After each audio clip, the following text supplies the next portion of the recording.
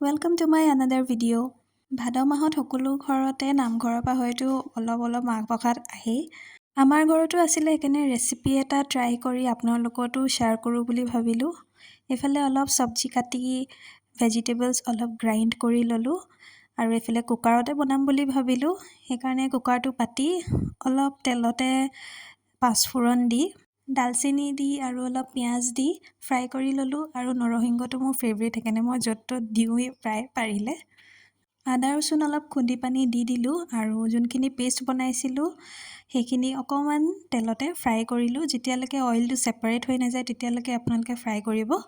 আৰু এইফালে বেছিক মছলা কিছুমান দিলোঁ, হালধি আৰু এনেকৈ অলপ গৰম মছলা মই পিচি থৈ দিওঁ, সেইখিনি দিলোঁ। কালাৰৰ কাৰণে অলপ কাশ্মীৰী লাল মিৰ্চ, সেইটোত বাৰু জ্বলা নহয় ইমান, অলপ ৰংটো ধুনীয়া হয়।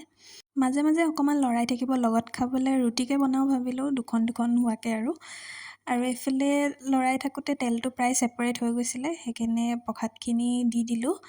অকণমান দেৰি কাৰণে ষ্টেয়াৰ কৰি থাকিব মাজে মাজে। মই অকণমান নাৰিকলৰ টুকুৰাবোৰ আঁতৰাই দিছোঁ, থাকিলে বৰ এটা ভাল নাপাওঁ। লগত অলপ আলু দি দিলোঁ, আলু দিলে কিবা এটা ভাল লাগে আৰু টেষ্টটো এনহেঞ্চ কৰি দিয়ে। পানী জোখমতে আপোনালোকে দি দিব পাৰে। মই বেছিটা জোল ভাল নাপাওঁ, অকণমান গ্ৰেভি হ'লে ভাল পাওঁ ৰুটি চুটিৰ লগত খাবলৈ, সেইকাৰণে মই জোখমতে নিজে দি লৈছোঁ। এইফালে ৰুটিও বেলি ল'লোঁ আৰু অকণমান ঘিউত সেকি দিছোঁ। ঘিউ ফ্লেভাৰটো আহিলে ভাল লাগে কিবা এটা খাই পানি। ইফালে কুকাৰৰ চিটিও মাৰি গৈছিলে, সেইকাৰণে খুলি চালোঁ।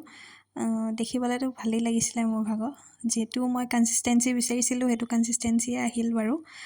লাষ্টত প্লেটিং অলপ দেখাই দিছোঁ।